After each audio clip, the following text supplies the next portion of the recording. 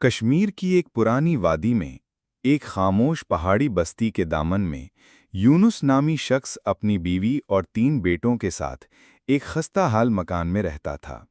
یہ مکان اس کے مرحوم والد کی یادگار تھا، جنہوں نے اپنی زندگی کے آخری دنوں میں یہ چھوٹا سا گھر تعمیر کیا تھا۔ یونس کا ایک چھوٹا بھائی بھی تھا، سلیم، جو اپنی 3 بیٹیوں کے ساتھ اسی چھت تلے مقیم تھا۔ سلیم کی بیوی کئی سال پہلے ایک حادثے میں دنیا چھوڑ چکی تھی اور اس نے دوبارہ شادی نہیں کی تھی۔ یونس کے والد کا ایک کامیاب قالینوں کا کاروبار تھا۔ وہ ہندوستان، ایران اور افغانستان سے قیمتی قالین منگوا کر بیچتے، اور اسی کاروبار نے ان کا نام دور دور تک پھیلا دیا تھا۔ والد کے انتقال کے بعد یونس نے سارا کاروبار اپنے ہاتھ میں لے لیا۔ سلیم بھی ساتھ تھا، مگر فیصلے اور منافع یونس کے قبضے میں تھا۔ سلیم ایک نرم مزاج، خاموش طبع انسان تھا۔ وہ ہمیشہ یونس کے فیصلوں پر سر جھکا دیتا، دل میں بس اتنا سوچتا کہ وہ میرا بھائی ہے، جو کچھ کر رہا ہے ٹھیک ہی ہوگا۔ یونس کے بیٹے جدید تعلیم کے زیور سے آراستہ ہو رہے تھے، بڑے اسکول، اچھی یونیورسٹیاں اور بہترین مواقع۔ یونس نے اپنی ساری دولت اپنے بیٹوں پر نچھاور کر دی تھی، بس ایک ہی خواب تھا، ان کا مستقبل روشن ہو۔ ادھر سلیم کا دل بھی مطمئن تھا، کیونکہ اس کے لیے بھائی کی چھت کے نیچے جینا ہی سکون کی بات تھی۔ وقت گزر گیا، موسم بدلے اور زندگی اپنی رفتار سے چلتی رہی، مگر پھر اچانک ایک دن سلیم شدید بیمار پڑ گیا۔ اس کی 3 بیٹیاں اب جوان ہو چکی تھیں، معصوم، با اخلاق اور صابر۔ سلیم کی بیماری کے ساتھ ہی گھر میں خاموشی چھا گئی۔ یونس اب بھی کاروبار چلا رہا تھا اور سلیم کو ضرورت بھر خرچ ضرور دیتا تھا، مگر اتنا ہی جو بمشکل گزارا ہو سکے۔ سلیم اکثر اپنی بچیوں کو دیکھ کر دل ہی دل میں روتا اور سوچتا کہ کیا ہی اچھا ہو اگر ان کی شادیاں یونس کے بیٹوں سے ہو جائیں۔ رشتہ بھی خاندان میں رہتا اور بیٹیوں کو بھی نیا گھر نہیں چھوڑنا پڑتا۔ دوسری طرف یونس کے بیٹے بھی اپنے کزن سے دل ہی دل میں کچھ نہ کچھ محسوس کرتے تھے۔ وہ ان کی نرمی، عاجزی اور سلیقے سے بہت متاثر تھے، مگر یونس کو یہ سب ایک آنکھ نہ بھاتا۔ وہ نہیں چاہتا تھا کہ اس کے بیٹے اپنے چچا زاد سے شادی کریں۔ اس کی نظریں اب کاروباری اتحادوں پر تھیں۔ وہ چاہتا تھا کہ اس کے بیٹے بڑے صنعت کاروں، سرمایہ داروں کے گھروں میں رشتے کریں، تاکہ نہ صرف عزت بڑھے بلکہ کاروبار میں بھی نئے دروازے کھلیں۔ یونس اکثر اپنے بیٹوں سے کہتا، بیٹا، میں نے تمہارے لیے بہت سوچ رکھا ہے۔ تمہارے لیے شہر کے مشہور تاجر کی بیٹی کا رشتہ آیا ہے، وہی تمہارے لائق ہے۔ پھر دوسرے سے کہتا، تمہارے لیے کشمیر کے سب سے بااثر خاندان میں بات چلی ہے، بس ہاں کر دو، پھر تمہاری زندگی بدل جائے گی۔ اسے یہ تکبر ہو چکا تھا کہ پیسہ اور تعلقات ہی اصل طاقت ہیں۔ وہ بھول چکا تھا کہ اس کا بھائی سلیم بھی کسی دور میں اس کے برابر تھا۔ اسے سلیم کی بیٹیوں کی سادگی اور خلوص کچھ بھی محسوس نہ ہوتا۔ وہ صرف دولت اور مقام کے خول میں قید ہو چکا تھا، مگر قسمت کا فیصلہ کچھ اور تھا۔ چند ہی دن بعد یونس کے پرانے کاروباری ساتھی نے اس سے ملاقات کی۔ گفتگو کے دوران جب یونس نے اپنے بیٹے کے لیے اس کی بیٹی کا رشتہ مانگا تو وہ خوش ہو گیا۔ یونس کو لگا کہ اس نے بازی مار لی ہے۔ اس نے فوراً باقی 2 بیٹوں کے لیے بھی رشتوں کی تلاش شروع کر دی، سب بڑے گھروں میں، سب دولت مندوں میں۔ ادھر جب سلیم کو اس فیصلے کا علم ہوا تو اس کی آنکھیں اشکبار ہو گئیں۔ وہ دیوار سے لگ کر دیر تک خاموش بیٹھا رہا۔ دل میں بس یہی سوال تھا کہ کیا میرے بھائی کو ایک بار بھی خیال نہ آیا کہ میں بھی اس گھر کا حصہ ہوں؟ کیا میری بیٹیاں اتنی بے وقت ہو چکی ہیں کہ ان کے جذبات کی کوئی قیمت ہی نہیں؟ مگر وہ خاموش رہا اور اللہ کے حضور اپنی فریاد رکھتا رہا۔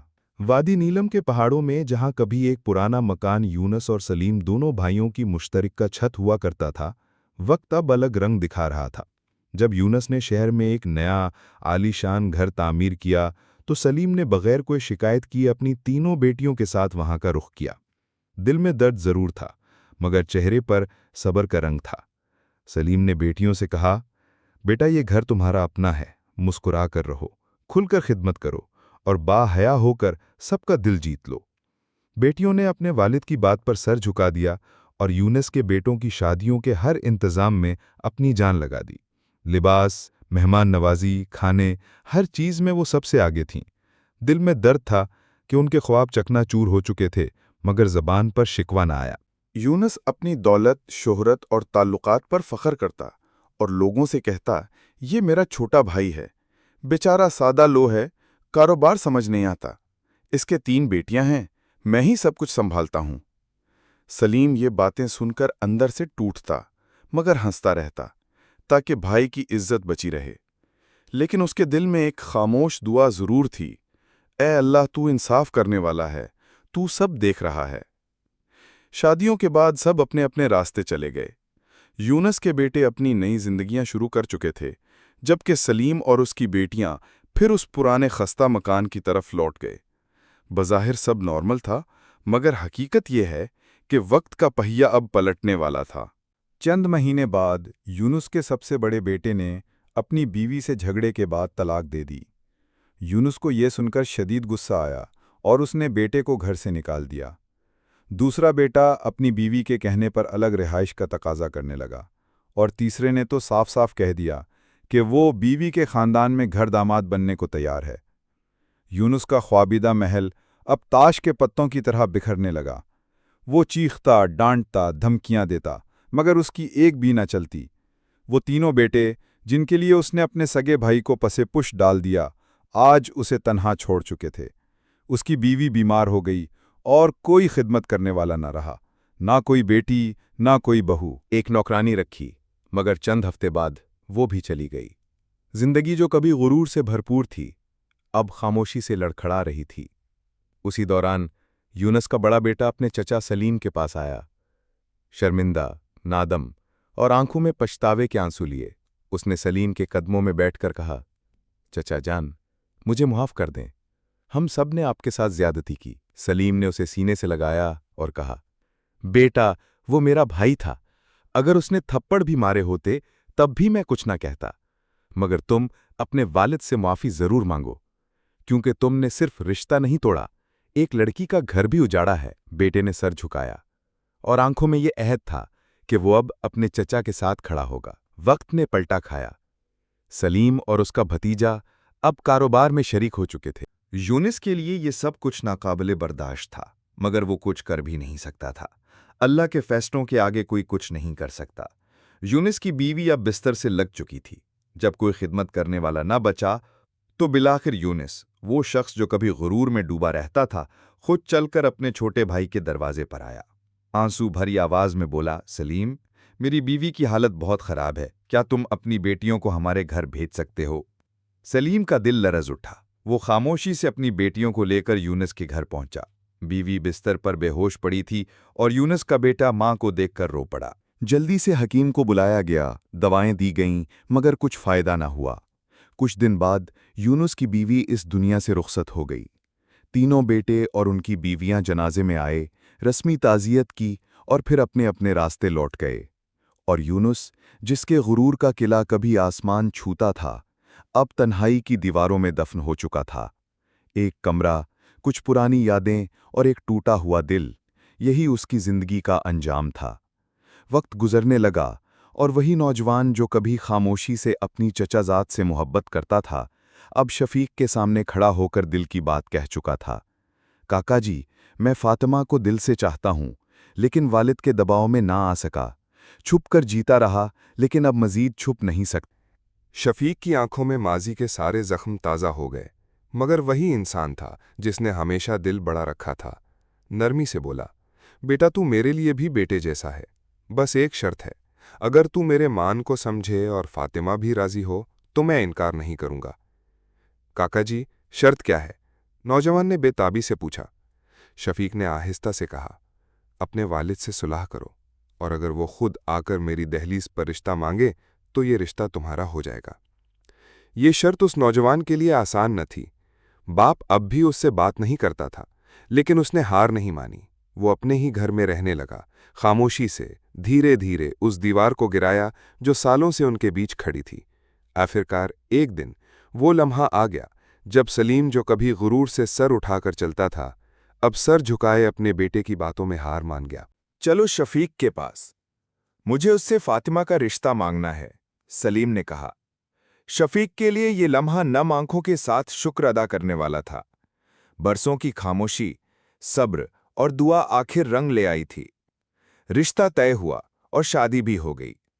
सलीम अब बदल चुका था। वो खामोशी से अपने पुराने फैसलों पर नजर डालता और सोचता, मैंने क्या खो दिया, सिर्फ दुनिया की चमक के लिए। उसे एहसास हो चुका था कि जो सुकून वो दौलत और शोहरत में तलाश करता रहा, वो तो अपनों की मुस्कुराहट में छिपा था। उसने खुद शफीक को दावत दी और दोबारा एक साथ एक ही घर में रहने लगे। शफीक की बेटी फातिमा अब सलीम के घर की बहू थी, लेकिन वो सिर्फ बहू नहीं थी, वो एक चिराग थी जिसने उस उजड़े घर को फिर से रोशन कर दिया। सलीम उसकी खामोश खिदमत और मोहब्बत देखकर दिल ही दिल में सोचता, काश मैं तीनों बेटियों को बहू बना लेता तो मेरा ये घर आज जन्नत बन चुका होता।